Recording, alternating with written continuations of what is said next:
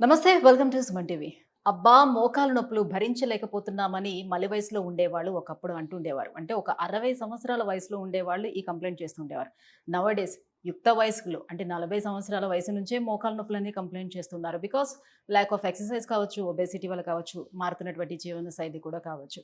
So వీటన్నిటి వల్ల ఈ మోకాలు నొప్పులని భరిస్తూ ఉన్నాం.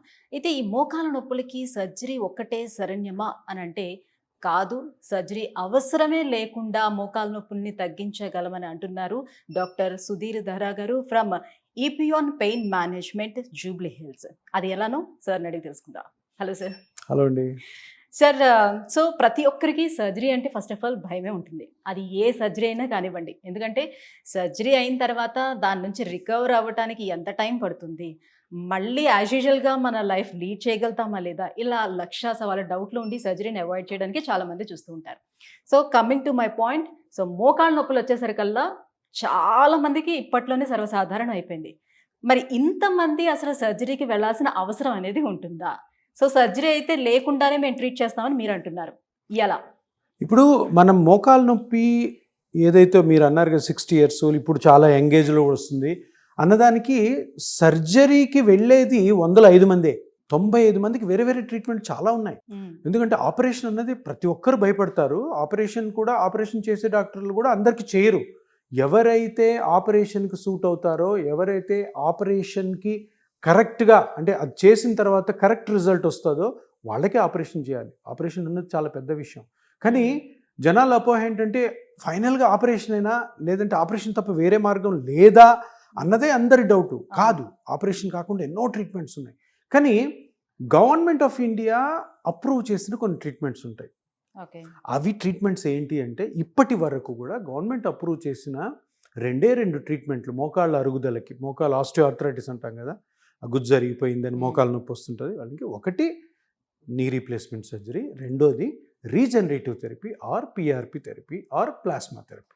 సో ఈ రెండు అలోపతి అంటే ఇంగ్లీష్ మెడిసిన్ అంటాం కదా, ఇంగ్లీష్ మెడిసిన్లో గవర్నమెంట్ అప్రూవ్ చేసిన ఈ రెండు.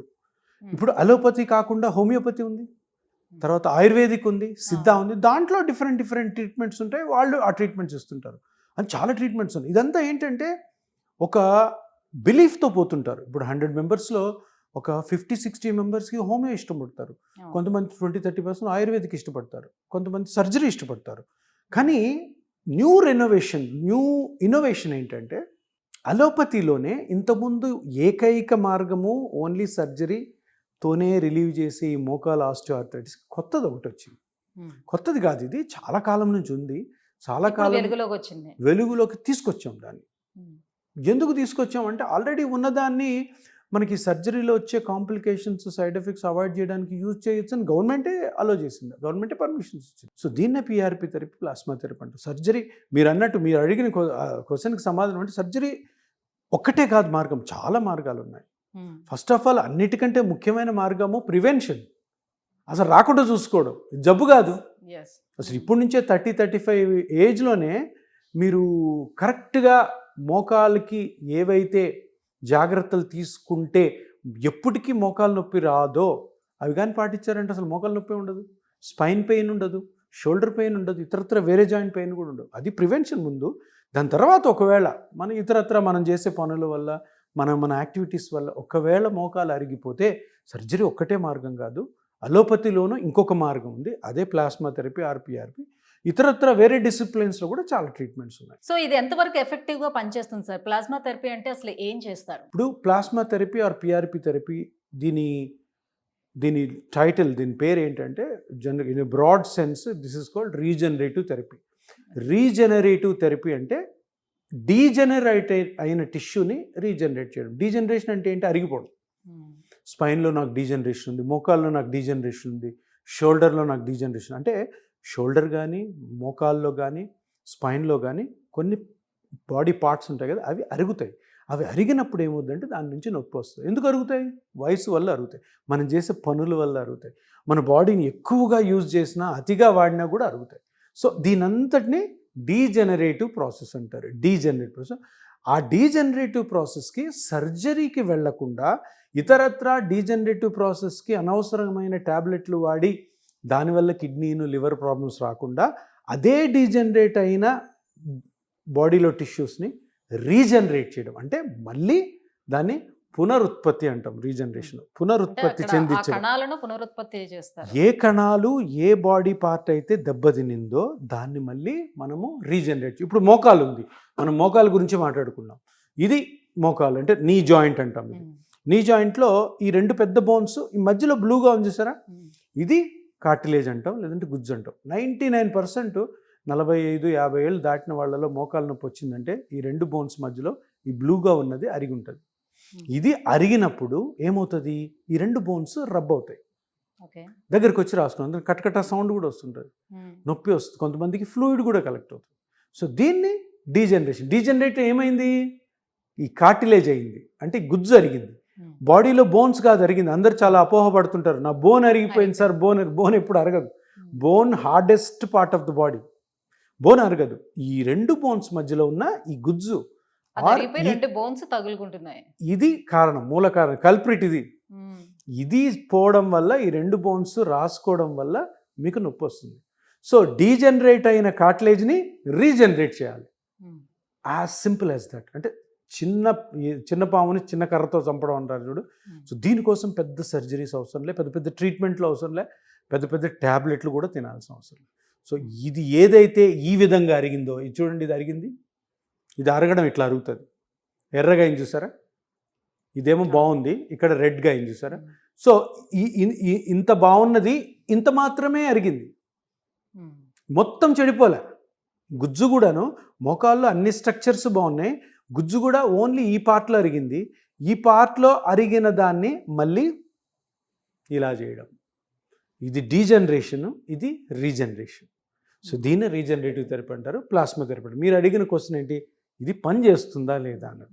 ఎంత ఎఫెక్టివ్ అంటే జనాలందరికీ అపోహ ఏంటంటే, ఇప్పుడు మోకాలు నొప్పి అంటేనే ఇనీషియల్గా ట్యాబ్లెట్స్ వాడడము, దాని తర్వాత ఎక్సర్సైజ్లు చేయడము, అది ఎట్లాగూ తగ్గదు, కొన్ని సంవత్సరాలకో కొన్ని నెలలకో మోకాలు మార్పిడి చేసుకోవాలని. ఈ రీజనరేషన్ లేదంటే ఈ ప్లాస్మా థెరపీ, పిఆర్పి థెరపీలో ఉన్న కాన్సెప్ట్ ఒకటే, మీకు ఏ పార్ట్ అయితే అరిగిందో ఆ పార్ట్ని మీకు రీజనరేట్ చేయగలిగిన శక్తి ఉంటే, అటువంటి ట్రీట్మెంట్ ఏదైనా ఉంటే ఈ ఆపరేషన్ అవసరం లేదు అన్నదే concept, simple concept.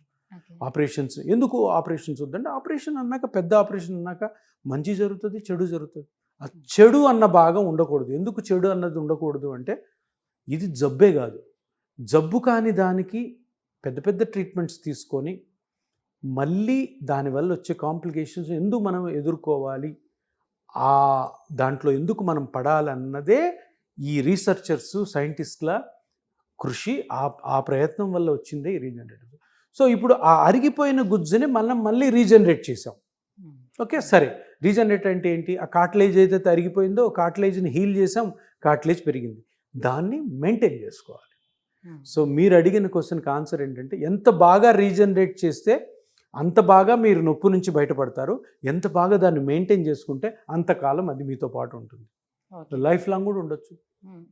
So simple treatment తోటి పెద్ద పెద్ద ఆపరేషన్స్ని అవాయిడ్ చేసి, దాని సైన్స్ని తెలుసుకొని, దాన్ని వెనకాల ఉన్న మంచిని తెలుసుకొని, దాన్ని ఎట్లా మెయింటైన్ చేసుకోవాలి, దానికి ఏం పనులు చేయాలి, ఏం పనులు చేయకూడదు, ఏది ఎట్లా చేయాలి, వయసుకు తగ్గట్టు మన చేసే పనుల బట్టి మనం ఏమేమి అవసరమో మన దాన్ని బట్టి ఒక కస్టమైజ్డ్ ట్రీట్మెంట్ చేసి అది కానీ ఫాలో అయితే ఇది ఎక్సలెంట్ ట్రీట్మెంట్. దీనికి ఇది తప్ప మోకాలకి వేరే ట్రీట్మెంట్ అవసరం లేదు. అంటే ఏ ఏజ్ గ్రూప్ వాళ్ళకైనా అంత ఎఫెక్ట్గా పనిచేస్తుందా ఈ కణాల పునరుత్పత్తి అనేది, ఏ ఏజ్ గ్రూప్ వాళ్ళకైనా పనిచేస్తుందా అనేది? అంతే కదా. ఇప్పుడు పేషెంట్ ఓన్ బ్లడ్లోనే ప్లేట్లెట్స్ ఉంటాయి, ఆ ప్లేట్లెట్స్లో గ్రోత్ ఫ్యాక్టర్స్ అంత పేషెంట్వే, ఆ చిన్న బాబు అవ్వచ్చు, 98 years ఓల్డ్ అవ్వచ్చు. మేము మా ఐపియాన్లో నేను చేసిన ఏజ్ రేంజ్ ఎంతదంటే 15 years బాయ్ నుంచి 98 years వరకు చేసాం.